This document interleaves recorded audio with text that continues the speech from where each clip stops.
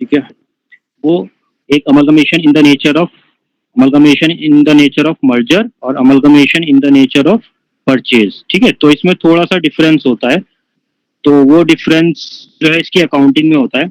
अब ये लेकिन हमें पहचानना होता है कि हम वो मर्जर है या परचेज है। ठीक है, तो उसके लिए जो है कुछ कंडीशंस दी हुई है, जिससे हमें पता चलता है कि वो amalgamation in the nature of merger है या परचेज है। तो ये 5 कंडीशंस हैं, जो अगर पांचों कंडीशन सेटिस्फाई हो रही होगी तो वो amalgamation in the nature of merger कहलाएगा।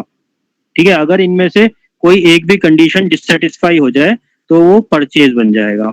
तो कंडीशन क्या है जो जिन पे डिपेंड करता है कि वो मर्जर है या परचेज में होगा। तो जितने भी एसेट्स हैं या लाइबिलिटीज हैं ट्रांसफरर कंपनी, अच्छा ये इसमें जो है दो पार्टीज, दो कंपनीज होती हैं।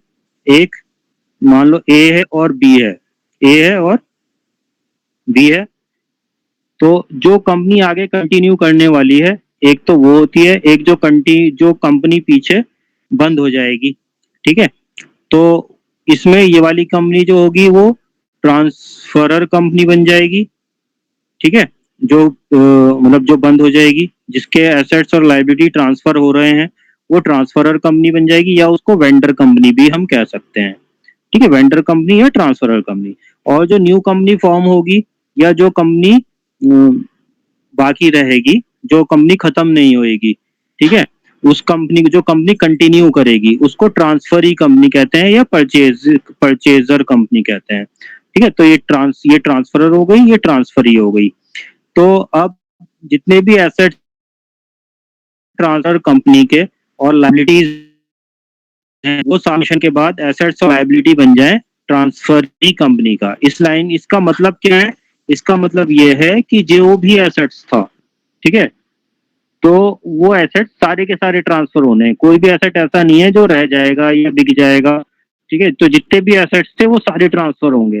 तो पहला तो ये हो गया, सारे एसेट्स और लाइबिलिटी सब ट्रांसफर होगी। कोई लाइबिलिटी ऐसा नहीं है कि वो अलग से पे कर देंगे हम, वो भी जो है कंपनी में ट्रांसफर होगी। भले वो ट्रांसफर होने के बाद पे हो जाए, लेकिन वो ट्रांसफर होगी। तो जितने भी एसेट्स हैं और लाइबिलिटी सब ट्रांसफर होंगे। दूसरा है share holders holding not less than 90% of face value of equity shares of the transferor company becomes equity shareholder of the transferee company by virtue of amalgamation। ठीक है, तो अमलगमेशन की वजह से जो भी एसेट्स, जो भी शेयर होल्डर्स थे जिनके पास 90% शेयर होल्डिंग थी, उनकी फेस वैल्यू का 90% वो शेयर होल्डर बन जाएंगे ट्रांसफरी कंपनी। यानी कि उनका शेयर, ठीक है, कम से कम कितना 90%, ज्यादा हो सकते हैं, नहीं हो सकते। सपोज करो टोटल शेयर कैपिटल जो है कि ये नंबर ऑफ होल्डर्स का तो उनकी नॉमिनल वैल्यू का 90% है। सपोज करो टोटल 1 लाख टोटल जो है वो शेयर कैपिटल थी ट्रांसफर कंपनी की। तो 90% का मतलब कम से कम 90,000 के शेयर्स, 90,000 के शेयर्स जिन शेयर होल्डर्स के पास होंगे वो शेयर होल्डर बनेंगे कंपनी बी में, मतलब ट्रांसफरी कंपनी में। ठीक है, तो पहली कंडीशन क्या थी? सारे एसेट्स लाइबिलिटीज जाएंगे। फिर दूसरी कंडीशन क्या है? कम से कम 90% ऑफ टोटल फेस वैल्यू के शेयर होल्डर्स जिनके पास शेयर होल्डिंग्स है 90% कम से कम, वो शेयर होल्डर बन जाएंगे ट्रांसफरी कंपनी में। तीसरी कंडीशन, जो भी कंसिडरेशन पे होनी है ट्रांसफरी कंपनी के लिए, वो या तो पूरे के पूरे शेयर्स में इशू करके होगी, इक्विटी शेयर्स में होगी। ठीक है, यानी कि जो भी पेमेंट होगी, जो भी पेमेंट करनी होगी कंसिडरेशन के लिए, पेमेंट होगी परचेज कंसिडरेशन, वो इक्विटी शेयर्स में हो, प्रेफरेंस शेयर्स में ना हो, डिबेंचर्स में ना हो, या किसी और तरह से ना हो। वो सब के सब उसमें परचेज कंसिडरेशन की पेमेंट के लिए उनको क्या इशू किया जाएगा? इक्विटी शेयर्स ही इशू किया जाएगा। सिर्फ फ्रैक्शनल जो है अमाउंट है वो कैश में पे किया जा सकता है, वरना तो कुछ भी अदर वे में पे नहीं किया जा सकता। ठीक है, तो कैश में फ्रैक्शनल अमाउंट मतलब कि शेयर जो है पहले उसके पास जो है मतलब हेलो 11 रुपए थे।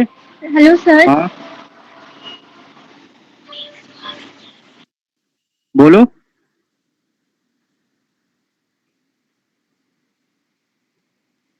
आवाज नहीं आ रही है।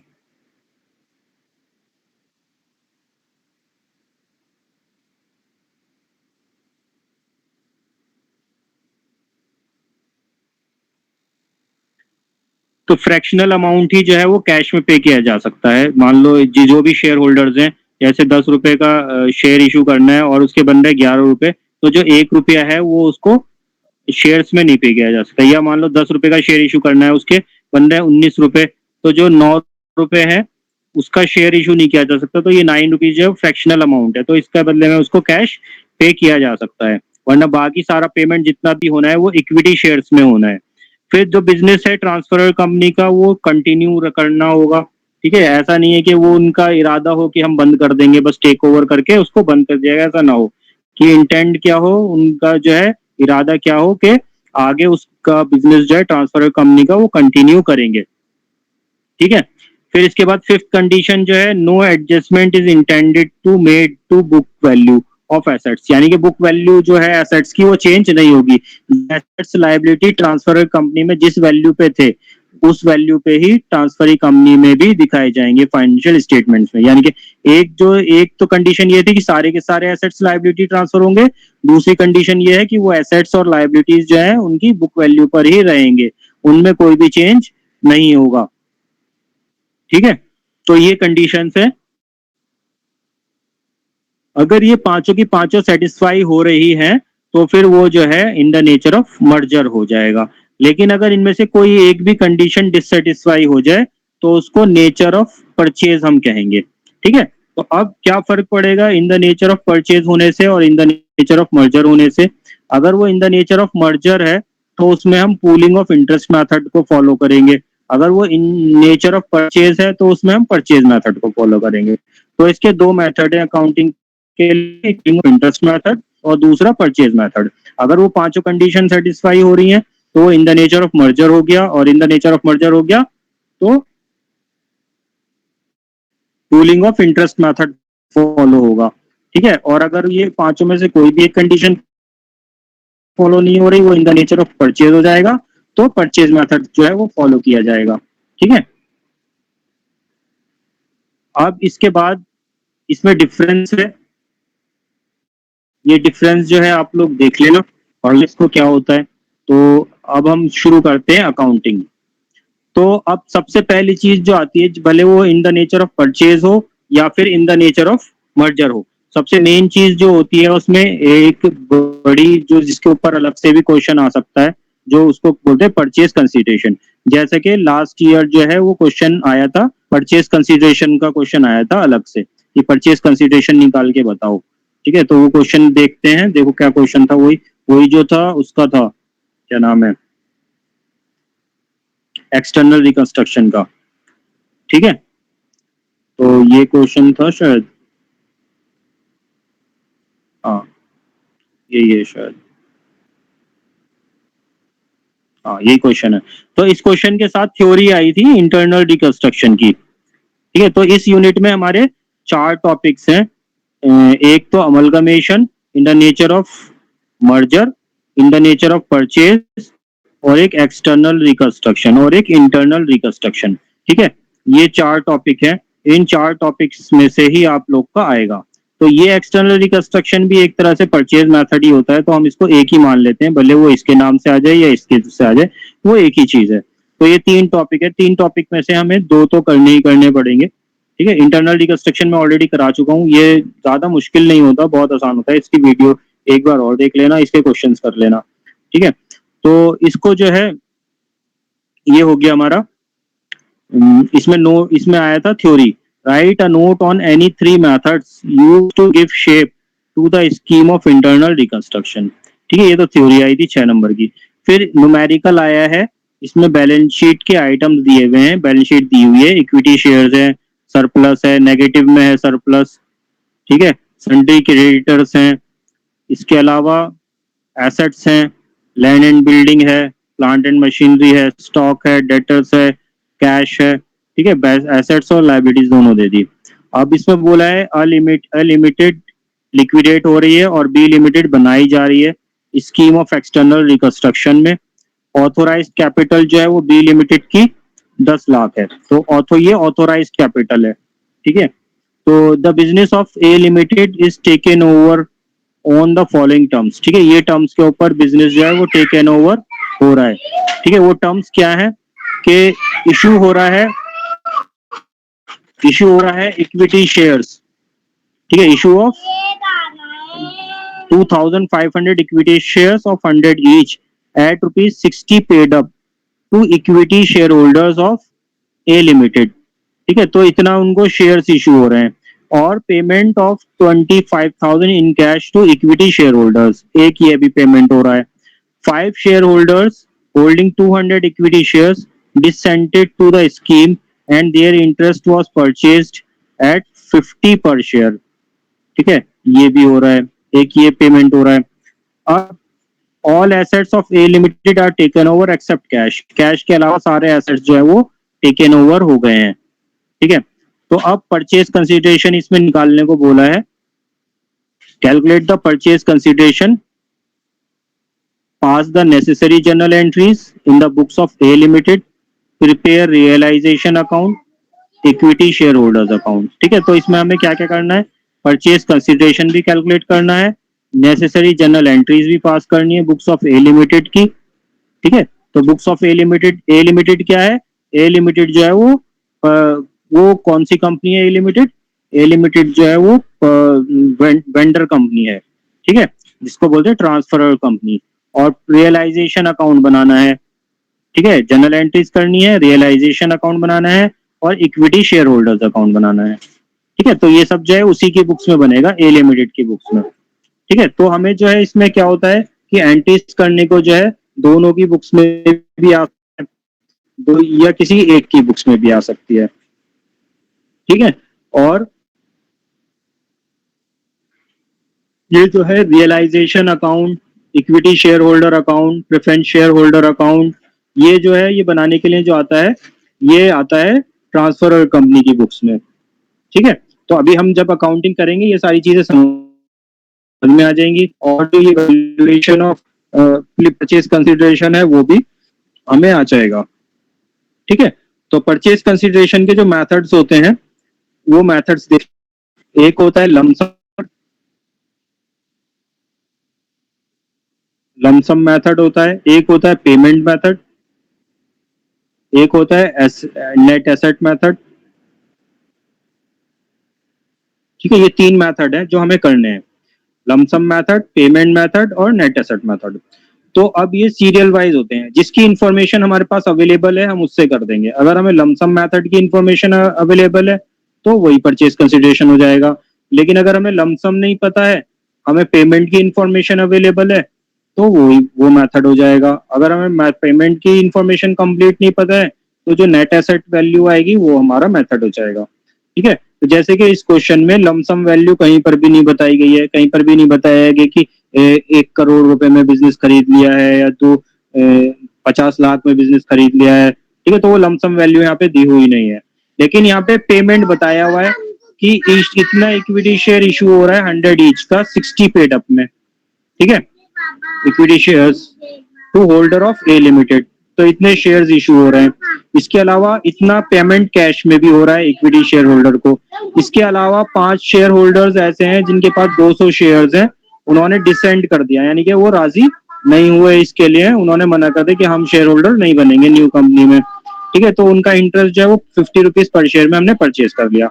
तो जो ये पेमेंट दी हुई है, सारी पेमेंट के बारे में बताया हुआ है, यही सारा जो है इनका वो हो जाएगा, परचेज कंसीडरेशन हो जाएगा। इसी के हम टोटल कर देंगे, वही परचेज कंसीडरेशन आ जाएगा। बस इसमें क्या होता है, जो इक्विटी शेयर होल्डर्स को और प्रेफरेंस शेयर होल्डर्स को जो भी पेमेंट हो रहा होता है हम वही टोटल कर लेते हैं, तो वही पेमेंट मेथड में आ जाता है। लेकिन अगर हमें पेमेंट का भी नहीं पता चल रहा, कहीं पे पेमेंट भी नहीं दी हुआ, इंफॉर्मेशन नहीं है, तो नेट एसेट मेथड फॉलो होता है। नेट एसेट में हम जो एसेट्स लिए जा रहे हैं उनकी जो एग्रीड वैल्यू है और वही एसेट जो टेकन ओवर हो रहे हैं उसमें से लायबिलिटीज को माइनस कर दो, तो जो नेट वैल्यू आएगी वही हमारी जो है परचेज कंसीडरेशन हो जाएगी। तो ये सिंपल 3 मेथड होते हैं, ठीक है। तो यहाँ पे जैसे अगर हम कैलकुलेट करें परचेज पेमेंट मेथड से, तो 2500 इक्विटी शेयर 100 ईच पे हो रहे हैं, 100 ईच का है, ये नॉमिनल वैल्यू, लेकिन इसकी हम कौन सी वाली लेंगे, पेड अप वैल्यू को कंसीडर करते हैं। तो इसको मल्टीप्लाई करेंगे 2500 को इसकी पेड अप वैल्यू से, ठीक है, इसकी फेस वैल्यू से नहीं करना है, इसकी पेड अप वैल्यू से करना होता है, ठीक है। या अगर ये प्रीमियम पे इशू हो रहा है तो उसका प्रीमियम भी इंक्लूड कर लेंगे, ठीक है।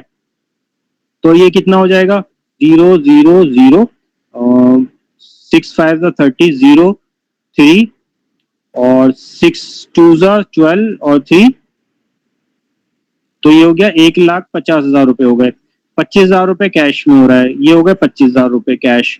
फिर ये 50 रुपए के अकॉर्डिंग 200 शेयर्स है, ठीक है, 5 share holders holding 200 equity shares, ठीक है। तो यहाँ पे 200 इक्विटी शेयर्स बोला है, ये ऐसा नहीं कि पांचों के पास 200 शेयर्स है। अगर यहाँ पे ऐसा होता है 200 इक्विटी शेयर्स ईच, तो इसका मतलब पांचों के पास 200 शेयर्स हैं, तो ये 5 शेयर होल्डर्स के पास टोटल 200 शेयर्स है, तो 200 शेयर्स को परचेज किया जा रहा है, ठीक है। तो 200 इंटू 50, तो 000 टू 10,000, तो ये टोटल कर लेंगे अब इसका, तो 5000 और 5 2 7 1 8, तो 1,85,000, ये इसका परचेज कंसिडरेशन हो गया, 1,85,000, ठीक है। तो परचेज कंसिडरेशन समझ में आ गया किस तरह से करेंगे। तो ये 3 मेथड ही होते हैं, क्लियर है परचेज कंसिडरेशन। Yes sir. हाँ, तो हमें बस पेमेंट को देखना होता है पेमेंट मेथड में, और लमसम में तो हमें डायरेक्ट पता होता है। और नेट एसेट में अगर पेमेंट का भी इंफॉर्मेशन नहीं है, लमसम का भी इंफॉर्मेशन नहीं है, तो जो एग्रीड वैल्यू है उन सिर्फ उन एसेट्स की जो टेकन ओवर हो रहे हैं, जो एक कंपनी ट्रांसफर कंपनी से ट्रांसफरी कंपनी के पास जा रहे हैं, सिर्फ वही कंसीडर करते हैं। मान लो सपोज करो कि कैश नहीं लिया, कैश छोड़ दिया, कैश छोड़ के लिया जा रहा है, जैसे यहाँ पर भी all assets of A limited are taken over except cash, cash को छोड़ करके, ठीक है। तो उस केस में जो है वो इंक्लूड नहीं होगा, कैश इंक्लूड नहीं होएगा, ठीक है। तो वो एग्रीड एसेट्स लेते हैं जो टेकन ओवर हो रहे हैं उनकी एग्रीड वैल्यू पे, और जो टेकन ओवर हो रही है लायबिलिटी उनकी एग्रीड वैल्यू लेस कर देते हैं, तो वही हमारा नेट एसेट हो जाता है, ठीक है। अब इसमें आगे आ जाओ, देखो और क्वेश्चन देखो कौन सा आता है इसमें। एक तो क्वेश्चन ये है, ये और में आया है, इसके अलावा एक क्वेश्चन ये आया है। ये क्वेश्चन किस चीज का आया है, scheme of reconstruction has been agreed amongst share holders, तो ये रिकंस्ट्रक्शन का क्वेश्चन है, ठीक है। ये क्वेश्चन हम ऑलरेडी कर चुके हैं, ये इंटरनल रिकंस्ट्रक्शन का क्वेश्चन था। तो एक आप लोग का जो है क्वेश्चन इंटरनल रिकंस्ट्रक्शन का थ्योरी का आ गया, एक इंटरनल रिकंस्ट्रक्शन का न्यूमेरिकल का आ गया, और एक जो है थ्योरी इंटरनल रिकंस्ट्रक्शन के साथ इसकी थ्योरी आई है, condition of amalgamation in the nature of merger. जो 5 कंडीशन है अकाउंटिंग स्टैंडर्ड 14 वाली, वही बतानी है, जो अभी हमने थोड़ी देर पहले मैंने बताई थी कब नेचर ऑफ मर्जर फॉलो होता है। तो और किस तरह से amalgamation in the nature of merger different होता है amalgamation in the nature of purchase में, तो इसका मतलब उनमें हमें डिफरेंस बताना है उन मेथड्स का, ठीक है। डिफरेंस कौन सा वाला, जो डिफरेंस हमने या तो उसको पूलिंग ऑफ इंटरेस्ट मेथड और उसका परचेज मेथड के बीच में डिफरेंस बोल दो उसको, या फिर इन द नेचर ऑफ मर्जर, या फिर उसके बीच में डिफरेंस बोल दो, ठीक है। जो हमारा यहाँ पे ये ड्यू की बुक्स में जो है मॉड्यूल में ये डिफरेंस दिया हुआ है ऊपर, ठीक है, ये वाला डिफरेंस, ठीक है। तो यही डिफरेंस है, भले इसको हम मर्जर वाले इन द नेचर ऑफ मर्जर का के बीच में और purchase in the nature of purchase के बीच में डिफरेंस बोल दो, या इसके बीच में बोल दो, एक ही बात रहेगी वो, ठीक है। बस इसको हमें बोल जो आगे जो भी एक्सप्लेन करेंगे वो उसी के अकॉर्डिंग करेंगे जो हिसाब से क्वेश्चन में आया है, ठीक है। तो जितना थ्योरी मैंने एक बार पहले भी बताया था, जितना थ्योरी इसमें दिया हुआ है मॉड्यूल में वो थ्योरी इंपॉर्टेंट है, उसी में से थ्योरी आएगी, उससे बाहर से थ्योरी नहीं आएगी। सब कुछ जितना आ सकता है थ्योरी में एग्जाम में वो सब इसमें दिया हुआ है मॉड्यूल्स में, ठीक है। मेथड्स आ जाएंगे, परचेज कंसिडरेशन के मेथड पूछ लेगा तो हमें यही मेथड्स बताने हैं।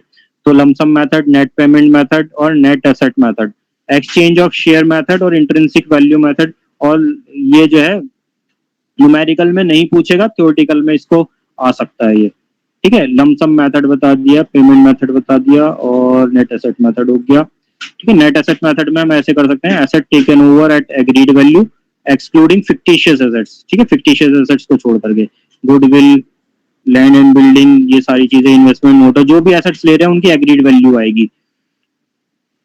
फिर लायबिलिटी जो टेकन ओवर हो रही है उनकी एग्रीड वैल्यू पे, वो सब करके जो डिवेंचर्स भी आते हैं, प्रेफरेंस शेयर्स नहीं आएंगे लेकिन, ठीक है। तो इसको डिफरेंस निकाल के ये पेमेंट मेथड हो जाएगा। अब इसके बाद आता है बारी उसका, क्या कहते हैं, अब अच्छा थ्योरी के लिए, थ्योरेटिकल के लिए ये वाला मेथड भी आप लोग पढ़ लेना, हो सकता है मेथड ही आ जाए इस बार कि मेथड बताओ कौन कौन से होते हैं कंसिडरेशन के, ठीक है, वैल्यूएशन कैलकुलेशन ऑफ कंसिडरेशन के। तो ये चौथा मेथड भी जो है वो थ्योरेटिकल के लिए, इसको याद कर लेना, पढ़ लेना। अब अकाउंटिंग प्रोसीजर क्या होता है, तो अकाउंटिंग प्रोसीजर हमें दोनों की बुक्स में पढ़ना पड़ेगा, in the books of purchasing company और in the books of vendor company, ठीक है। तो इसमें एक इम्पॉर्टेंट बात तो ये है, जो अकाउंटिंग स्टैंडर्ड 14 है उसमें हमें जो ट्रांसफरर कंपनी है उसकी बुक्स की अकाउंटिंग के बारे में नहीं दिया हुआ, हमें जो दिया हुआ है वो सिर्फ परचेजिंग कंपनी के बुक्स में दिया हुआ है, और ये जो दोनों मेथड है वो सिर्फ उन दोनों के लिए है। तो जो अकाउंटिंग में डिफरेंस आएगा वो सिर्फ परचेजिंग कंपनी के लिए ही डिफरेंस आएगा, उसके लिए नहीं आएगा, किसके लिए, वेंडर कंपनी के लिए चेंज डिफरेंस जो है वो नहीं आएगा, ठीक है। तो पहले इसलिए यहाँ पे हमें परचेजिंग कंपनी का दिया हुआ है, इन the books of purchasing company. Purchasing company मतलब जो ट्रांसफरी कंपनी होती है, ठीक है।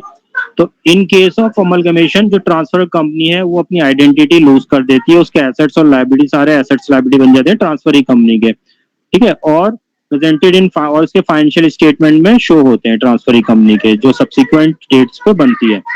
अकाउंटिंग ट्रीटमेंट जो बुक्स में होता है ट्रांसफरी कंपनी के वो डिफरेंट होता है, ठीक है। टू टू टाइप्स का होता है, एक होता है amalgamation in the nature of merger जिसको पूलिंग ऑफ इंटरेस्ट मेथड बोलते हैं, और एक होता है amalgamation in the nature of purchase जिसको परचेज मेथड बोलते हैं। तो दो मेथड होते हैं जिससे हमें अकाउंटिंग करनी होती है परचेजिंग कंपनी में, ठीक है। तो amalgamation in the nature of purchase के लिए जो है अकाउंटिंग वो हम देख लेते हैं। तो जो अमलगमेशन है वो कंसीडर किया जाता है इन द नेचर ऑफ परचेज जब कोई भी एक या एक से ज्यादा 5 कंडीशन में से जो स्पेसिफाइड है amalgamation in the nature of merger के लिए वो सेटिस्फाई नहीं होती है। तो उस केस में जो है nature of purchase, amalgamation in the nature of purchase होता है तो परचेज मेथड अप्लाई किया जाता है, ठीक है। तो अगर if the amalgamation in the nature of purchase है तो आइडेंटिटी जो है रिजर्व्स की और अदर एसेट्स की, ये वाली बात इंपॉर्टेंट है, ठीक है। ये चीज इंपॉर्टेंट है, क्या चीज, अकाउंटिंग पॉइंट ऑफ व्यू से। तो अगर amalgamation in the nature of purchase है तो जो आइडेंटिटी है रिजर्व्स की और other than the statutory reserves is not preserved, ठीक है। इसका मतलब क्या है कि स्टैट्यूटरी रिजर्व्स के अलावा, स्टैट्यूटरी रिजर्व्स के अलावा बाकी रिजर्व्स की आइडेंटिटी प्रिजर्व नहीं रहती है, यानी कि जो भी रिजर्व्स होते हैं उनको नहीं ट्रांसफर किया जाता, ठीक है। जो न्यू कंपनी है, ट्रांसफर कंपनी है, उसमें वो रिजर्व्स जो है बाकी नहीं रहते, सिर्फ कौन से रिजर्व्स रहते हैं, जो स्टैट्यूटरी रिजर्व्स होते हैं, सिर्फ वही रिजर्व जो है वो शो किए जाते हैं ट्रांसफरी कंपनी में, ठीक है। ये इंपॉर्टेंट चीज है, ठीक है, अकाउंटिंग पॉइंट ऑफ व्यू से। फिर the act requires that the identity of statutory reserve should be preserve for specified period, ठीक है, जितने पीरियड के लिए रखने होते हैं उतने के लिए उनको प्रिजर्व किया जाता है, और सच रिजर्व्स उनकी आइडेंटिटी फाइनेंशियल स्टेटमेंट्स में ट्रांसफरी कंपनी में सेम फॉर्म में रहती है जैसे कि वो फाइनेंशियल स्टेटमेंट में ट्रांसफरर कंपनी में थी, यानी कि जिस तरह से वो ट्रांसफरर कंपनी में शो रहे थे उसी तरह से ही वो ट्रांसफरी कंपनी में ही शो होंगे, उसी वैल्यू पे उसी तरह से, जब तक के उनकी आइडेंटिटी मेंटेन करना जरूरी होता है रिलीवेंट स्टेट कानून के अकॉर्डिंग, ठीक है। तो एक तो ये रिजर्व को लेके बात आ गई, कौन से वाले मेथड में, परचेज मेथड में, ठीक है।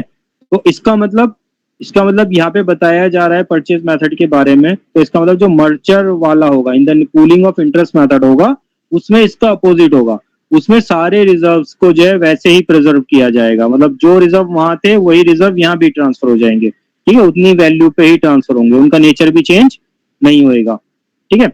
अब इसमें क्या होता है, finding the value of goodwill on amalgamation. अब अमलगमेशन के टाइम पर गुडविल की वैल्यू भी फाइंड आउट की जाती है, ठीक है। तो ये कौन सा मेथड कर रहे हैं, इन द नेचर ऑफ परचेज कर रहे हैं, जो गुडविल जो निकलता है हमारा इन द नेचर ऑफ परचेज में निकलता है, ठीक है, और in the nature of merger में गुडविल भी नहीं निकलता है, ठीक है। ये चीज भी याद रखनी है, गुडविल या capital reserve in the nature of merger में नहीं होता है, सिर्फ इन द नेचर ऑफ परचेज में ही गुडविल होता है या फिर कैपिटल रिजर्व आता है। अब वो कब आएगा गुडविल या कैपिटल रिजर्व, वो जब उनके परचेज कंसिडरेशन में और उनके जो नेट एसेट है उनमें डिफरेंस होगा, ठीक है, जो नेट एसेट है या परचेज कंसिडरेशन है उनमें डिफरेंस होगा, तो वो हमारा गुडविल निकल के आएगा। तो वो कब होगा कि जब हम पे ज्यादा कर रहे हैं लेकिन एसेट्स जो है वो कम आ रहे हैं, हमारे पास नेट एसेट कम आ रहे हैं लेकिन हम पेमेंट ज्यादा कर रहे हैं, तो परचेज कंसिडरेशन ज्यादा है नेट एसेट्स से, तो गुडविल आएगा, तो गुडविल को डेबिट करते हैं, ठीक है। और अगर परचेज कंसिडरेशन कम है नेट एसेट से तो वो कैपिटल रिजर्व आएगा। ये चीज हम पहले भी पढ़ चुके हैं, 12th में भी पढ़ चुके हैं इसके बारे में, 11th में भी पढ़ चुके हैं इसके बारे में, ठीक है, और फाइनेंशियल अकाउंटिंग में भी पढ़ चुके हैं, और ये चीज जो है हमें पता होनी चाहिए, ठीक है। तो कब गुडविल आता है और कब कैपिटल रिजर्व आता है, ठीक है। तो जब हम एंट्री कर रहे होते हैं एसेट्स टेकन ओवर की, कब कर रहे होते हैं, जब एसेट्स और लायबिलिटी टेकन ओवर की एंट्री करते हैं तो क्या करते हैं, assets account debit, liabilities account debit और वेंडर अकाउंट, ठीक है। तो यहाँ पे वेंडर कौन है, हमारी ट्रांसफरर कंपनी है, और हम लायबिलिटीज ले रहे हैं, हम एसेट्स ले रहे हैं। जब डिफरेंस जो है डेबिट साइड निकल के आएगा, अगर बैलेंसिंग फिगर यानी कि डेबिट का अमाउंट और क्रेडिट का अमाउंट जब हम कंपेयर करेंगे तो क्रेडिट का अमाउंट ज्यादा होगा और डेबिट का अमाउंट कम होगा, तो यहाँ पे बैलेंस निकल के आएगा, तो वो क्या आएगा, वो गुडविल हो जाएगा, ठीक है। और जो डिफरेंस आएगा वो वैल्यू आ जाएगी। इसके अलावा अगर हमारा बैलेंस नीचे निकल के आता है, क्रेडिट साइड निकल के आता है, ठीक है, तो वो डिफरेंस क्या होगा, वो कैपिटल रिजर्व हो जाएगा, ठीक है। तो उसकी वैल्यू जो है वो बैलेंसिंग फिगर में निकल के आ जाएगी, जो भी वैल्यू आएगी तो वही उसकी कैपिटल रिजर्व आ जाएगा, ठीक है। तो डिफरेंस जो होता है परचेज कंसिडरेशन में और नेट एसेट में, वो हमारा गुडविल होता है या कैपिटल रिजर्व होता है। अब इसमें क्या करेंगे, जब हमारा परचेज मेथड, तो उस केस में पहली एंट्री जो होती है वो बिजनेस परचेज की एंट्री होती है, ठीक है, कि हमने बिजनेस परचेज किया है, किससे किया है, ट्रांसफर कंपनी से किया है, उसका लिक्विडेटर का नाम आ जाता है। तो business purchase account debit to liquidator of transfer company, तो पहली एंट्री तो ये है। अब इसमें क्वेश्चन कैसा भी आ जाए, ठीक है, क्वेश्चन कोई भी आए, हमें एंट्रीज यही करनी है, इसके अलावा कोई और एंट्रीज नहीं है कि हाँ भाई ये होगा तो ये एंट्री होगी, वो होगा तो वो एंट्री होगी, ये एंट्री होनी ही होनी है। पहली एंट्री हमारी, ये याद कर लो, पहली एंट्री होनी है purchase account debit to liquidator of transferee company, और यहाँ पे क्या आएगा, यहाँ पे जो अमाउंट है परचेज कंसिडरेशन का वो आ जाएगा, ठीक है। तो ये परचेज कंसिडरेशन ड्यू करने की एंट्री है। उसके बाद सेकंड एंट्री जो होगी वो यही होगी, ठीक है, सन्ड्री एसेट्स, जितने भी एसेट्स हैं सिर्फ वही एसेट्स होंगे जो टेकन ओवर हो रहे हैं, और यहाँ पे जो वैल्यू आएगी जो उनकी एग्रीड वैल्यू है, जो उन्होंने एग्री किया है कि हाँ भाई इस वैल्यू को हम उनको ले रहे हैं, ठीक है। और to sundry creditors, sundry liabilities, इसमें सारी लायबिलिटी आएंगी जो उनकी एग्रीड वैल्यू है उन पर। और बिजनेस परचेज जो हमारा परचेज कंसिडरेशन जिसकी हमने ऊपर भी एंट्री करी है वो आ जाएगी। फिर उसके बाद जो अगर डिफरेंस यहाँ निकल के आता है तो गुडविल अकाउंट आ जाएगा, डिफरेंस यहाँ निकल के आता है तो कैपिटल रिजर्व आके आ जाएगा, तो ये दूसरी एंट्री हो जाएगी, ठीक है।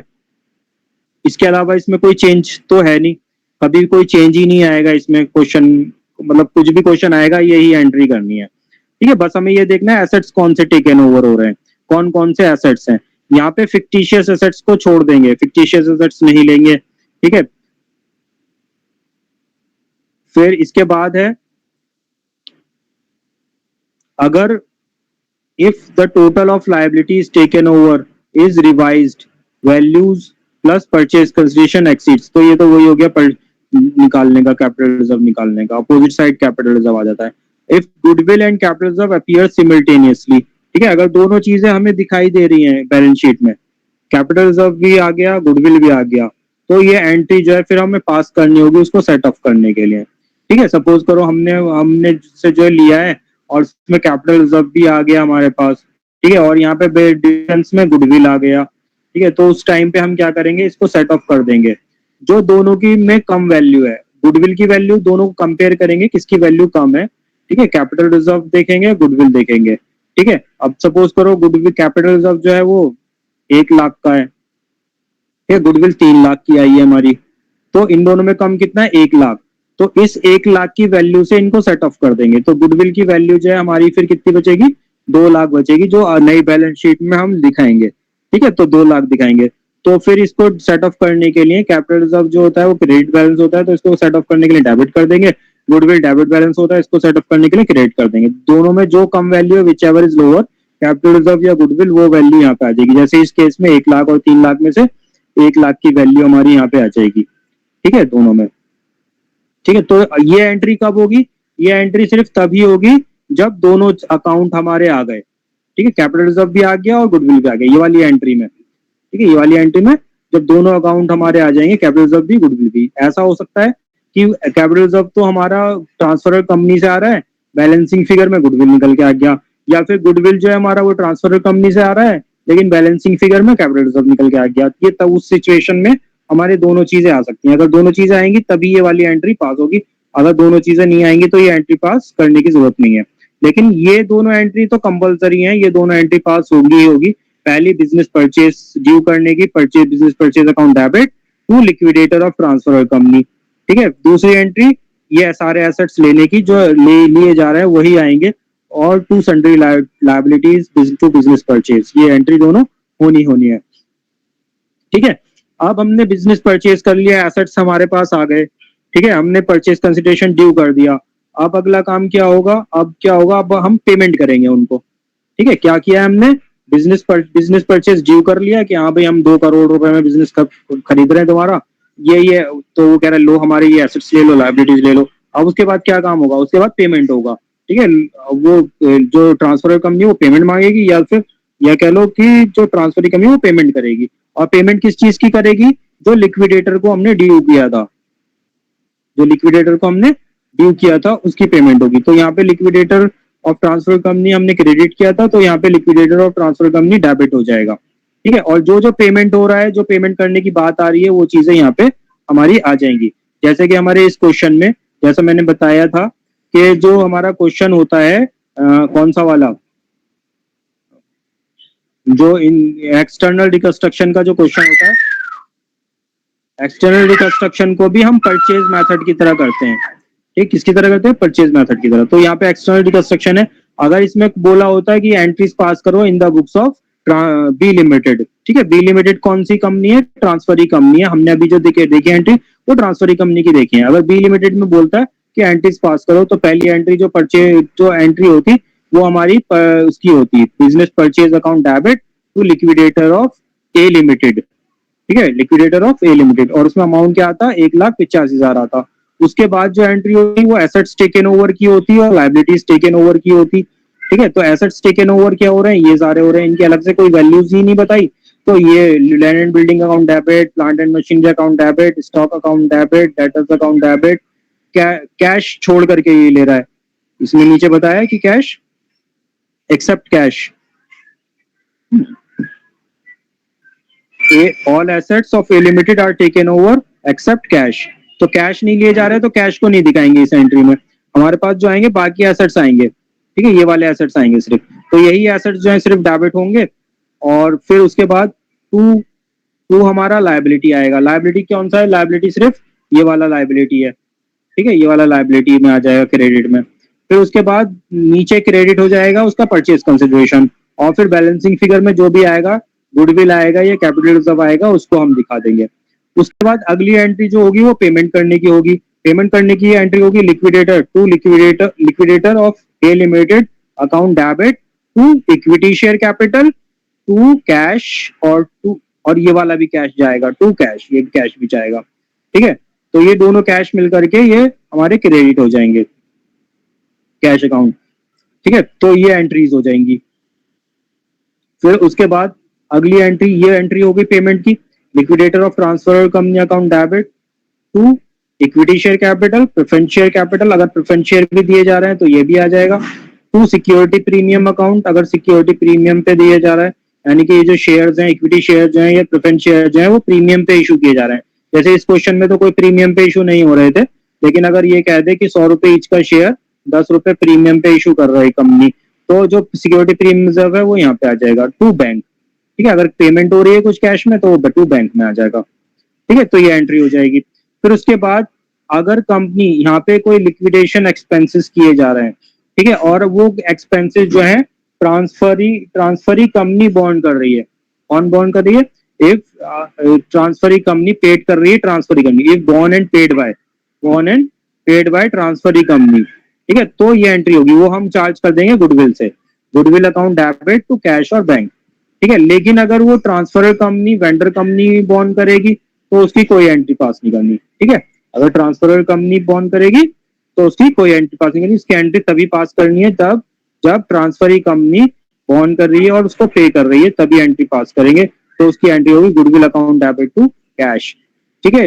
लेकिन अगर liquidation expenses first paid by transfer company, ठीक है, ट्रांसफर कंपनी ने पे कर दिए, अब हम उसको पे करेंगे, हम उसको पे करेंगे किसको, ट्रांसफर कंपनी को, तो उसकी भी entry goodwill account debit to cash और बैंक हो जाएगी, ठीक है। फिर अल्टरनेटिवली हम ये एंट्री टू एंट्रीज पास करने की बजाय एक सिंगल एंट्री भी पास कर सकते हैं, goodwill account debit to liquidator of transfer company और liquidator of transfer company to cash और बैंक, ठीक है। वी में पास द फॉलोइंग, ये दो एंट्री भी पास की जा सकती है, यानी कि इस एंट्री के बजाय ये दो एंट्री भी पास की जा सकती हैं। किस केस में, जब ट्रांसफर कंपनी पे कर रही है और उसको हम पे करेंगे, ठीक है। बॉन्ड हमें करने थे, ट्रांसफर कंपनी को बॉन्ड करने थे। फिर फॉर इशूइंग डिबेंचर्स, इसके अलावा ये तो हमारा काम हो गया जिस जो ओनर थे उनको लेकर के, यानी कि हमने बिजनेस परचेज कर लिया, अब उसकी पेमेंट कर दी उसके ओनर्स को। इसके अलावा कोई लिक्विडेशन एक्सपेंसेस है वो भी पे कर दिए।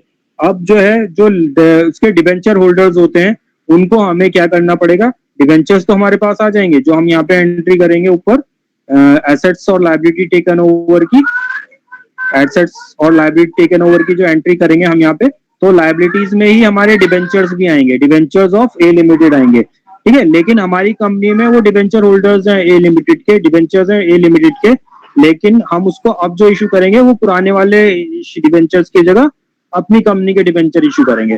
तो डिबेंचर्स को हम ले उस टाइम पे दिखाएंगे तो यहाँ पर, लेकिन उसके बाद हमें अपनी कंपनी के डिबेंचर्स इशू करने की एंट्री अलग से करनी होगी, और ये एंट्री तभी होगी जब कंपनी में डिबेंचर्स होंगे, अगर नहीं होंगे तो नहीं करनी होगी, ठीक है। तो debentures in transfer company account debit to X% debenture account, ये अपनी कंपनी के हमने डिबेंचर यहाँ पे इशू कर दिए, जितने में भी उन्हें इशू कर रहे हैं उसके हिसाब से एंट्रीज यहाँ पे पास हो जाएगी, ठीक है। फिर उसके बाद स्टैट्यूटरी रिजर्व्स की एंट्री होगी, जैसा कि ऊपर बताया था मैंने, ऊपर बताया था रिजर्व्स जो है वो नहीं लिए जाते, रिजर्व्स नहीं लिए जाते किस कंपनी के, ये वाला जो मैंने बताया था इंपॉर्टेंट, जो रिजर्व जो है वो नहीं आते, उनका कोई प्रिजर्व नहीं रहते, यानी कि जो रिजर्व थे वो पुरानी कंपनी में थे, नई कंपनी में वो नहीं होंगे। सिर्फ कौन से रिजर्व रहते हैं, स्टैट्यूटरी रिजर्व ही सिर्फ आते हैं, तो स्टैट्यूटरी रिजर्व को हम अलग से लाएंगे, स्टैट्यूटरी रिजर्व को हम अलग से लाएंगे, ठीक है। तो इसकी एंट्री जो पास होगी, amalgamation adjustment account debit to statutory reserves, individually उनको हम एंट्री पास कर देंगे, ठीक है। जितने भी स्टैट्यूटरी रिजर्व बनाने को बोला जाएगा उन सबकी एंट्री पास होगी। ये तभी होगी जब स्टैट्यूटरी रिजर्व का केस आएगा, अगर स्टैट्यूटरी रिजर्व का केस नहीं आता तो ये एंट्री पास नहीं होगी, ये याद रखना है। स्टैट्यूटरी रिजर्व के बारे में ये इंपॉर्टेंट है, इसको एकदम अच्छे से याद रखना है, ठीक है, क्योंकि ये चीज जो है भूल सकते हैं हम। Amalgamation adjustment account debit to statutory reserve, ठीक है। फिर उसके बाद जो भी हमारे प्रिलिमिनरी एक्सपेंसेस है फॉर फॉर्मेशन एक्सपेंसेस, जो अगर हमारे ट्रांसफर कंपनी बनाने के भी कोई एक्सपेंसेस होते हैं, जैसे अभी कंपनी बनाई गई है तो उस टाइम पे बनाते टाइम पे कई तरह के खर्चे होते हैं, ठीक है, रजिस्ट्रेशन का खर्चा होता है, ठीक है, और उसके डॉक्यूमेंट्स प्रिपरेशन के खर्चे होते हैं, तो वो भी खर्चे हैं, अगर वो भी पे करने पड़ रहे हैं तो preliminary expenses account debit to bank, ठीक है। तो ज्यादा मुश्किल नहीं है ट्रांसफर कंपनी की बुक्स में एंट्री करना, बस पहली एंट्री जो है मेन यही एंट्री आएंगी। पहली एंट्री जो है ये बिजनेस परचेज ड्यू करने की आ जाएगी, फिर एसेट्स टेकन ओवर की एंट्री आ जाएगी, उसके बाद पेमेंट की एंट्री आ जाएगी। ये वाली एंट्री के आने के चांसेस जो है वो कम होते हैं, ठीक है, लेकिन इसको याद रखना है, आ भी सकता है। उसके बाद ट्रीटमेंट ऑफ लिक्विडेशन एक्सपेंसेस जो होता है इसके भी चांसेस कम होते हैं, लेकिन ये आ भी सकता है, ऐसा नहीं कि नहीं आएगा, ठीक है। उसके बाद ये हमारा गुडविल का होता है, ये वाला होता है लिक्विडेटर एक्सपेंसेस का।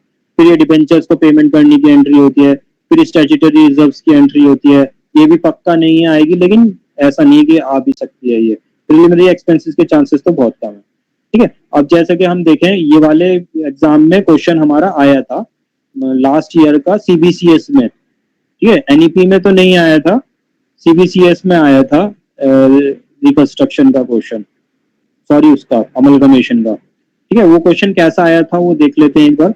हमें एक मेथड अच्छे से समझ लेंगे तो बाकी मेथड कंपेयर करके जो है वो हमें वो आ जाएगा, कोई इसमें प्रॉब्लम हमें नहीं होगी अगर एक मेथड को भी हम अच्छे से कर लेंगे। ठीक है, तो ये क्वेश्चन आया था।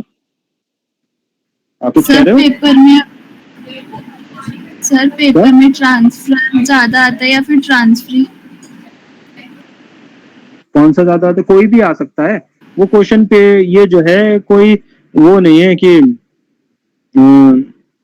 हर बार देख के देते हैं कि हाँ ये चीज ज्यादा दी जाती है तो यही चीज देंगे हम। ठीक है, पेपर जो है अलग अलग उसके पास जाता है, फैकल्टीज के पास जाता है, कभी किसी के पास चला जाए तो कभी किसी के पास चला जाए। ठीक है, जरूरी नहीं है वो एक के पास ही जाए कि वो देखे, वो ये सोचे कि हाँ पिछली बार मैंने ये दिया था, इस बार ये दिया है। ठीक है, पिछली बार मैंने ये दिया था, इस बार ये दिया है, ऐसा कुछ नहीं होता। हर बार किसी और के पास जाता है। अब उसके क्वेश्चन पेपर बनाते टाइम पे उसके दिमाग में क्या चल रहा है उसके ऊपर डिपेंड करता है। ठीक है, तो इसमें देखो ये क्वेश्चन आया था, Zenith Limited acquires the business of Tau Limited. ठीक है, तो जिनाइथ लिमिटेड ने एक्वायर किया है। अब इसमें परचेजर कंपनी कौन सी हो गई और वेंडर कंपनी कौन सी हो गई? कौन एक्वायर कर रहा है? जिनाइथ लिमिटेड एक्वायर कर रही है, तो ये तो हो गई ट्रांसफरी कंपनी। ठीक है, सच एक्सटर्नल कंस्ट्रक्शन, हाँ सच एक्सटर्नल रिकंस्ट्रक्शन का है, उसकी एंट्रीज किस सेम होंगी उन क्वेश्चन से? वो बिल्कुल बिल्कुल सेम होगी, परचेज मेथड की तरह, कोई चेंज नहीं है। ठीक है, ओके सर। फिर जेनाइथ लिमिटेड एक्वायर कर रही है business of Tau Limited, Tau limited का बिजनेस एक्वायर कर रही है, तो ये हो गई ट्रांसफरर कंपनी। ठीक है, और कभी भी ऐसा नहीं होता कि हमें ट्रांसफरी कंपनी की बैलेंस शीट दे। हमेशा हमें जो बैलेंस शीट दी जाती है वो ट्रांसफरर कंपनी की दी जा रही है। इसका मतलब जिसकी बैलेंस शीट दी हुई है वो ट्रांसफरर कंपनी ही है। ठीक है, तो हु समराइज्ड बैलेंस शीट, तो वो जिसकी समराइज बैलेंस शीट 31 मार्च 2022 को ये दी हुई है। ठीक है, इसके शेयर होल्डर्स फंड दिया हुआ है, शेयर कैपिटल दिया हुआ है, रिजर्व एंड सरप्लस दिया हुआ है, इसमें नोट्स भी दिए हुए हैं। ये क्वेश्चन बहुत लेंथी बना के दिया हुआ है लेकिन उतना मुश्किल होता नहीं है। तो equity share capital 100 rupees each है, फुल्ली पेड अप इतना है, जिसमें 10% प्रेफरेंस शेयर कैपिटल भी है, वो भी 100 रुपीज ईच है, फुल्ली पेड अप है ये भी। ठीक है, टोटल कैपिटल इतने की है। रिजर्व एंड सरप्लस में सरप्लस अकाउंट है, कैपिटल रिजर्व है, तो यहाँ पे देखो कैपिटल रिजर्व ऑलरेडी है इसका कंपनी का। वर्कमैन कंपनसेशन रिजर्व है, एक्सपेक्टेड लायबिलिटी जो है इतना है, लायबिलिटी एक्सपेक्ट इतना हो रहा है। ठीक है, तो ये इतना हो गया 8,000 का।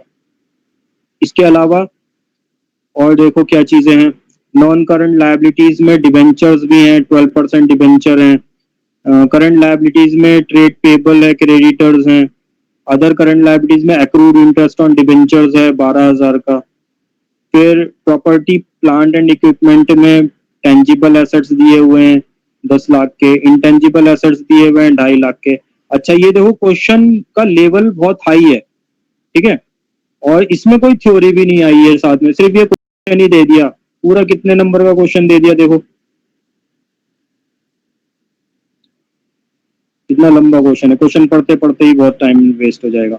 15 नंबर का क्वेश्चन आया है। ठीक है, अब 12 नंबर का क्वेश्चन आ रहा है 20 मार्क्स में से। ठीक है, तो 20 मार्क्स में से 12 नंबर, 18 मार्क्स, हाँ 18 में से 20 का 12 का क्वेश्चन आ रहा है, 6 का थ्योरी आ रहा है, तो उतने में इतना लंबा क्वेश्चन नहीं देंगे।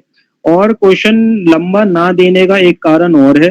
क्या कारण है? यहाँ पे जो ये दिया हुआ है, पहले ये 4th सेमेस्टर वाले बच्चे पढ़ते थे। ठीक है, दूसरी चीज क्या है, 4th सेमेस्टर वाले पढ़ते तो थे लेकिन उनको जो है टाइम भी ज्यादा मिलता था पढ़ने के लिए। ठीक है, जो क्योंकि ये जो होता है हमारा इसमें एनसी वेब वाले बच्चे भी करते हैं और पास बीकॉम पास वाले बच्चे भी करते हैं, तो इसमें उतना लेवल हाई नहीं दिया जाता, थोड़ा जो है बच्चों को रिला जाता है। लेकिन जो बीकॉम ऑनर्स वाले बच्चे हैं वो सिर्फ रेगुलर वाले ही करते हैं, तो उसमें क्वेश्चन तो हाई फाई उसमें तो आता ही आता है, तो इतना लंबा क्वेश्चन आने के चांसेस भी नहीं होंगे। लेकिन ऐसा भी नहीं है कि क्वेश्चन में अच्छी अच्छी चीजें ना आए, क्वेश्चन में अच्छी अच्छी चीजें आएंगी, बस क्वेश्चन छोटा आएगा, कम मार्क्स आएगा, थ्योरी आएगी ही आएगी, चांसेस ज्यादा है थ्योरी आने के। लेकिन अगर क्वेश्चन बढ़ा देंगे तो उतना मुश्किल नहीं देंगे, आसान क्वेश्चन ही देंगे। ठीक है, तो लैंड एंड बिल्डिंग भी दे दी, प्लांट एंड मशीनरी भी दे दिया, गुडविल भी दे दिया, पेटेंट भी दे दिया, ये सारी चीजें इन्होंने दी हुई हैं। ठीक है, ये सारी बैलेंस शीट में दे दी है। Tangible assets, intangible asset, inventories भी है, ट्रेड रिसीवेबल भी, कैश एंड कैश इक्विवेलेंट भी है। ठीक है, अब इन्होंने बोला क्या है करने के लिए, बनाने के लिए क्या बोला है पहले वो देख लेते हैं। Make realisation account, equity share holders account, bank account, preference share holders account in the books of Tau Limited. Tau Limited कौन है? ट्रांसफरर कंपनी है। और give general entries in the books of Zenith Limited. तो दोनों की books में बोल दिया है, एक की बुक्स में जनरल एंट्री करने को बोल दिया है और एक की बुक्स में अकाउंट बनाने को बोला है। एक इसकी बुक में जो है वो करने को नहीं बोला है जनरल एंट्री, सिर्फ अकाउंट बनाने को बोला है टाउ लिमिटेड में, ठीक है, और सिर्फ जनरल एंट्री करने को बोला है जेनाइट लिमिटेड में, ठीक है। अब इसमें क्या क्या चीजें ले रहा है, क्या क्या चीजें नहीं ले रहा है, वो सारी चीजें देख लेते हैं।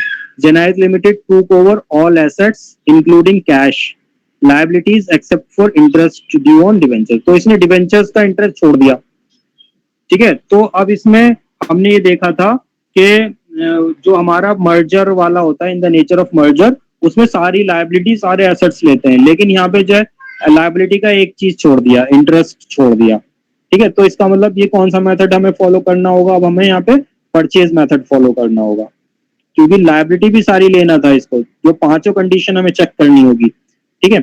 फिर for each preference share in Tau limited ₹10 in cash, 19% preference share of ₹100 each is in Zenith Limited। तो ये तो पेमेंट हो गई किसको? प्रेफरेंस शेयर होल्डर्स को। तो जितना भी हमारा इक्विटी शेयर होल्डर्स को और प्रेफरेंस शेयर होल्डर्स को पेमेंट हो रहा है वो टोटल कर लेंगे, तो वो पेमेंट मेथड से हमारा परचेज कंसिडरेशन निकल के आ जाएगा। तो प्रेफरेंस शेयर होल्डर्स को क्या दिया जा रहा है? For each preference share in Tau Limited, ठीक है, हर प्रेफरेंस शेयर के बदले में क्या दिया जा रहा है? ₹10 कैश दिए जा रहे हैं और एक ₹100 वाला शेयर दिया जा रहा है हर प्रेफरेंस शेयर के बदले में। तो इसका मतलब एक शेयर होल्डर को कितना पेमेंट हो रहा है? ₹10 का ये हो रहा है, ₹100 का ये हो रहा है, तो टोटल ₹110 का पेमेंट हो रहा है। और शेयर्स कितने? प्रेफरेंस शेयर्स कितने हैं? प्रेफरेंस शेयर्स यहाँ पे हम देखेंगे तो ये नोट में था, 10% preference shares of ₹100 each, ₹100 each के प्रेफरेंस शेयर है। टोटल 4 लाख है, डिवाइड किया तो 4,000 के हो गए। तो 4,000 के बदले में, 4,000 शेयर के बदले में 110 का हो रहा है। तो ये 4 लाख तो था ही, ₹40,000 और आ गए इसमें, ठीक है। तो कितना हो गया टोटल? ₹4,40,000 तो प्रेफरेंस शेयर होल्डर को पेमेंट हो गई। इसके अलावा बाकी किसको पेमेंट हो रही है? इक्विटी शेयर को। Each equity share in Tau Limited ₹20 in cash और 1 equity share in Zenith Limited of 100 each having a market value of 140। अब जो इसमें हम इशू करते हैं शेयर, वो उसकी फेस वैल्यू के हिसाब से नहीं करा जाता है, मार्केट वैल्यू के हिसाब से किया जाता है, ठीक है। जो उनको पेमेंट होता है वो मार्केट वैल्यू के हिसाब से किया जाता है। तो मार्केट वैल्यू उसकी 140 है, तो 140 का हम रेट लगाएंगे, ठीक है। तो ये तो फेस वैल्यू ₹100 ईच का, और प्लस वो ₹20 ये, तो ₹160 का पेमेंट हो रहा है, लेकिन ये ₹40 जो है वो प्रीमियम में आ जाएगा, ठीक है। तो ₹160 के हिसाब से ये एंट्री होगी। और शेयर, नंबर ऑफ शेयर्स कितने थे इसके? इक्विटी शेयर्स ₹100 ईच का है, तो ये 8,000 थे, तो 8 लाख का 8,000 इंटू 160, ठीक है। तो 0,000 8 48 4 8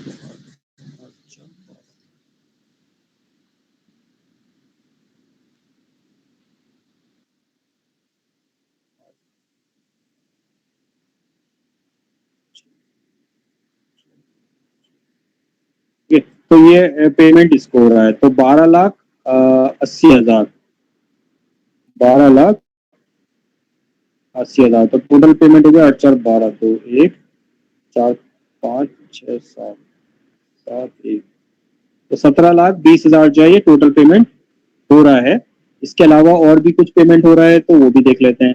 एक्सपेंसेस हैं of Tau Limited amounting to are to be reimbursed by Zenith Limited, ठीक है। तो ये परचेज कंसिडरेशन का पार्ट नहीं है।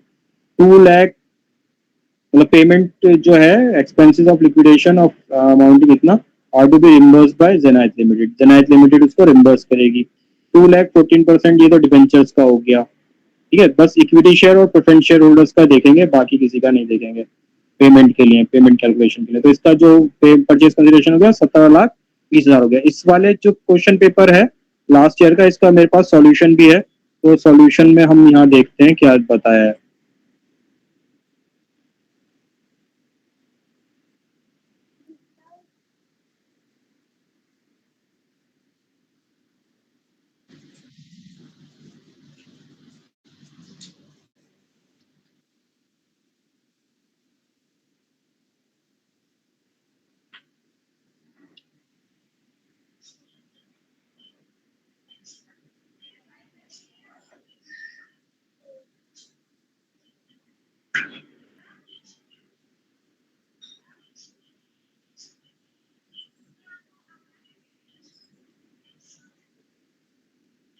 ये रहा Zenith Limited, calculation of purchase consideration, equity share 80,000 into 140 और 8,000 इंटू 20 और प्रेफरेंस शेयर होल्डर का 4,000 इंटू 10 और 4,000 इंटू 100, तो टोटल 17,20,000 ये परचेज कंसिडरेशन निकल के आया है। तो इस तरह से कैलकुलेशन दिखाना जरूरी है, ठीक है। और इनके सबके अलग अलग मार्क्स भी हैं, जैसे कि इसमें इन्होंने दिया हुआ है परचेज कंसिडरेशन के मार्क्स 2 मार्क्स दिए हुए, टोटल 15 मार्क्स का है। तो 15 मार्क्स में से 2 मार्क्स परचेज कंसिडरेशन के हो गए, ठीक है। 3 मार्क्स जो हैं वो रियलाइजेशन अकाउंट बनाने के हो गए, और इसके अलावा 1 मार्क्स बैंक अकाउंट बनाने का हो गया, 2 marks equity share holder account बनाने के हो गए, फिर 1 मार्क्स जो है प्रेफरेंस शेयर होल्डर अकाउंट बनाने का हो गया, ठीक है। फिर ये एंट्रीज हैं, एंट्रीज में भी जो है अलग अलग मार्क्स हैं, परचेज की एंट्री के लिए, परचेज कंसिडरेशन की एंट्री के लिए और एसेट्स की एंट्री के लिए 2 मार्क्स हैं, ठीक है। और इसके बाद 2 मार्क्स जो है वो ये वाली एंट्री के लिए, पेमेंट वाली एंट्री के लिए। फिर ये इस तरह से मार्क्स का डिस्ट्रीब्यूशन है। तो क्वेश्चन ज्यादा बड़ा वो नहीं है, मुश्किल नहीं है, आसान है। तो जब हमने परचेज कंसिडरेशन चेक कर लिया, परचेज कंसिडरेशन कैलकुलेट कर लिया, तो ये वाली एंट्री हो जाएगी। हमने वो जो मेथड पढ़ा है वो परचेज मेथड का पढ़ा है, ठीक है। तो वही परचेज मेथड में भी हमें यहाँ पे करना है, क्योंकि इसने एक लायबिलिटी छोड़ दी थी। तो पहली एंट्री जो होती है वो बिजनेस परचेज की एंट्री होती है। सबसे पहले तो हमें परचेज कंसिडरेशन कैलकुलेट करना होता है, वो हमने कर लिया 17,20,000। दूसरी एंट्री जो है बिजनेस परचेज की एंट्री होती है, business purchase account debit to liquidator of Tau limited, 17,20,000 आ गया, ठीक है। उसके बाद जितने एसेट्स हैं वो लेने की एंट्री हो गई, लैंड एंड बिल्डिंग लिया जा रहा है। अब इसमें जो है जो भी एग्रीड वैल्यू है उस वैल्यू पे लिया जाएगा, ठीक है। तो एग्रीड वैल्यू भी इसमें दी हुई है कुछ एसेट्स की, ठीक है। और वो भी दिया हुआ है, ये रहा Zenith Limited valued land and building 5,50,000, plant and machinery 6,50,000 और पेटेंट 20,000। तो इनकी जो एग्रीड वैल्यू है उसी एग्रीड वैल्यू की हमें इसकी एंट्री करनी है। तो लैंड एंड बिल्डिंग की इतना हो गया, प्लांट एंड मशीनरी कितना हो गया, पेटेंट का इतना हो गया। इसके अलावा बाकी एसेट्स जो हैं जो उसकी बुक वैल्यू थी उन पे आ जाएंगे। बाकी एसेट्स कौन कौन से हैं? बाकी एसेट्स हैं land and building, plant and machinery, goodwill 2 lakh, ये रहा प्रॉपर्टी प्लांट एंड बिल्ड, इसमें टेंजिबल एसेट्स आ गया, और tangible assets, intangible assets, inventory 1,50,000 आ जाएगा, ट्रेड रिसीवेबल 1,80,000 आ जाएगा, कैश एंड कैश इक्विवेलेंट 70,000 आ जाएगा, ठीक है। तो ये आ गया हमारा इन्वेंट्री 1,50,000 आ गया, ट्रेड रिसीवेबल 1,80,000 आ गया, ठीक है। और 70,000 कैश एंड कैश इक्विवेलेंट आ जाएगा, 70,000 cash and cash equivalent bank आ जाएगा। फिर इसमें जो है गुडविल भी था, ठीक है। तो गुडविल जो था, गुडविल को लेने की एंट्री हम नहीं दिखाएंगे, गुडविल जो है वो बैलेंसिंग फिगर में निकल के आएगा। देखो यहाँ पे जो है हमारा इंटेंजिबल एसेट्स में गुडविल भी था, ठीक है, और पेटेंट भी था। इंटेंजिबल एसेट्स में गुडविल भी था, पेटेंट भी था, लेकिन पेटेंट की वैल्यू हमें अलग से बताई हुई है। लेकिन अगर पेटेंट की वैल्यू नहीं बताई हुई होती तो जो वैल्यू यहाँ पे दिखाई दे रही होती वो वैल्यू पे आ जाता। लेकिन गुडविल की वैल्यू यहाँ पे है, लेकिन वहां पे बैलेंसिंग फिगर में भी गुडविल निकल रहा है, तो जो बैलेंसिंग फिगर में निकल रहा है वही हम मान लेंगे, अलग से माना नहीं पड़ेगा, ठीक है। लेकिन अगर वो बोला होता कि गुडविल की वैल्यू लगाई गई है, ठीक है, जैसे पेटेंट की वैल्यू बताइए तो गुडविल भी बताता goodwill valued at this value, तो वो गुडविल हम उतना दिखाते। बाकी बैलेंसिंग फिगर में हो सकता था उस सिचुएशन में हमारा कैपिटल रिजर्व निकल के आता, ठीक है। तो इसके अलावा लायबिलिटीज की भी एंट्री हमें दिखानी है, लायबिलिटीज की कोई अलग से वैल्यू उन्होंने नहीं बताई, तो जो लायबिलिटीज इसमें दी हुई हैं वही लायबिलिटीज हमारी आ जाएंगी। तो लायबिलिटीज कौन कौन सी हैं? एक डिबेंचर है 2 लाख का, ठीक है, ये आ जाएगा 2 लाख का डिबेंचर। ट्रेड रिसीवेबल है 1,20,000 का, ये आ जाएगा। इंटरेस्ट को इन्होंने मना ही कर दिया था नीचे की इंटरेस्ट नहीं लिया जा रहा, ठीक है, यहाँ पे बोला जा रहा था ना नीचे क्वेश्चन में, इंक्लूडिंग कैश भी लिया जा रहा है लेकिन except interest on due on debenture नहीं लिया जा रहा। तो इंटरेस्ट को छोड़ देंगे, बाकी ये 2 लायबिलिटी हैं दो जो आ रही हैं हमारे पास, तो वो 2 लायबिलिटी हम दिखा देंगे। एक तो डिबेंचर दिखा देंगे 12% डिबेंचर, और दूसरा क्रेडिटर्स दिखा देंगे 1,20,000। ठीक है, तो नीचे दिखा दिया क्रेडिटर्स, दिखा दिया 1,20,000 और डिबेंचर आ गया 2 लाख। बाकी जो हमारा ये था एक्सपेक्टेड वर्कमैन कंपनसेशन फंड, सिर्फ वो आएगा जो एक्सपेक्टेड है। ठीक है, जो क्योंकि हमने वहां पे पढ़ा था, तो जो हमने थ्योरी पढ़ी है उसमें ये पढ़ा था जो स्टैट्यूटरी है सिर्फ वही बनाना है। तो स्टैट्यूटरी जो एक्सपेक्टेड है सिर्फ उतना ही बनाएंगे, ज्यादा उसमें फिर नहीं बनाएंगे। जैसे रिजर्व एंड सरप्लस में बाकी रिजर्व्स को हमने छोड़ दिया, बाकी रिजर्व्स हमने नहीं लिए, सिर्फ वही रिजर्व्स हम यहाँ पे दिखा रहे हैं जो सिर्फ स्टैट्यूटरी है। ठीक है, जो कैपिटल रिजर्व है वो हम नहीं दिखा रहे। ठीक है, सिर्फ कौन सा दिखा रहा है, वर्कमैन कंपनसेशन रिजर्व दिखा रहे हैं। सिर्फ वो जो स्टैट्यूटरी है एक्सपेक्टेड लायबिलिटी है सिर्फ वही दिखाएंगे। अगर यहाँ पे एक्सपेक्टेड लायबिलिटी का जिक्र नहीं होता, ठीक है, तो हम इसको दिखा देते हैं 8,000 का। ठीक है, या जितना भी एक्सपेक्टेड होता वो दिखा देते हैं हम। ठीक है, तो ये दिखाने के बाद बैलेंसिंग फिगर में हमारा ये गुडविल आ गया। तो ये सिंपल एंट्री है, बस जो एसेट्स आ रहे हैं, जो लायबिलिटी आ रही है उनको दिखाना है, एग्रीड वैल्यू दी हुई है तो वो दिखाना है। तो ये 2 एंट्री हो गई। फिर उसके बाद लिक्विडेटर को पेमेंट की एंट्री हो जाएगी। हम लिक्विडेटर ऑफ टाउ लिमिटेड को पे कर रहे हैं, क्या क्या चीजें पे कर रहे हैं वो चीजें दिखा देंगे। हमने जो जो चीजें पेमेंट करने की बात कही है वो चीजें आ जाएगी। क्या क्या चीजें पेमेंट करने की बात कही है, एक तो 10 रुपए कैश इसके लिए पे कर रहे हैं और 20 रुपए इसके लिए पे कर रहे हैं। तो 10 और 20 30 रुपए ये पे कर रहे हैं, और नंबर ऑफ शेयर से मल्टीप्लाई करके 4,000 ये हो गए, तो ये 40,000 ये पे कर रहे हैं, और कैश यहाँ पे भी पे कर रहे हैं 20,000 के हिसाब से, 20 रुपए के हिसाब से 8,000 पे, 8 दूनी 16, 1,60,000 ये पे कर रहे हैं। टोटल ये 2 लाख का कैश हम पे कर रहे हैं। तो कैश में आ जाएगा 2 लाख रुपए। ठीक है, बैंक में आ जाएगा 2 लाख रुपए। बाकी 4,100 रुपए ईच के प्रेफरेंस शेयर पे कर रहे हैं और इक्विटी शेयर पे कर रहे हैं 4,000 इंटू 100 रुपीज ईच के, और सिक्योरिटी प्रीमियम अलग से दिखाना होता है क्योंकि यहाँ पे इक्विटी शेयर कैपिटल से एंट्री करनी होती है, तो इसलिए सिर्फ नॉमिनल वैल्यू उसकी दिखाएंगे। जो हमारा 100 रुपए का शेयर 140 रुपए की मार्केट वैल्यू का हम दे रहे हैं, तो इसमें 40 रुपए जो प्रीमियम का है, मैंने पहले भी बताया था अभी थोड़ी देर पहले। ठीक है, तो सिक्योरिटी प्रीमियम को अलग से दिखा देंगे। चार ये हो गया 8,000 इंटू 100 से यहाँ गया, और 8,000 इंटू 40 से ये आ जाएगा। तो ये पेमेंट की एंट्री हो गई। उसके बाद जो हमने ऊपर डिबेंचर्स लिए हैं, जो हमने ये डिबेंचर होल्डर्स लिए हैं, debenture holders of Tau limited 2 lakh, इसको इशू करेंगे डिबेंचर्स अपनी कंपनी के। तो यहाँ पे इन्होंने बोला है कि 2 लाख रुपए 14% debenture of hundred each in Zenith Limited for existing debenture in Tau Limited. तो ये सेम उतनी ही वैल्यू पे दिए हैं हमने डिबेंचर जितनी वैल्यू पे थे, 14% डिबेंचर इशू कर रहे हैं। तो यही 14% डिबेंचर इशू करने की एंट्री हो जाएगी, debenture holders of Tau limited account debit to 14% debenture account. ठीक है, debenture holder of Tau limited account debit to 14% debenture of 14% debenture 2 lakh रुपए। फिर उसके बाद जो हमारे एक्सपेंसेस हैं जो हम पे कर रहे हैं कि रिम्बर्स करेंगे, तो उसका मैंने बताया था जो रिम्बर्स करने के लिए जो एक्सपेंसेस पे होते हैं उसको जो वाले एक्सपेंस होते हैं, जो रियलाइजेशन के एक्सपेंस होते हैं, तो goodwill account debit to bank से एंट्री हो जाएगी 10,000 10,000। ठीक है, तो ये एंट्री भी हो जाएगी। फिर इसके बाद ये एंट्री सारी खत्म हो गई, इसके बाद कोई एंट्री नहीं है, बस इतनी एंट्री करनी होती है। एकदम सिंपल होता है इसकी बुक्स में एंट्री करना।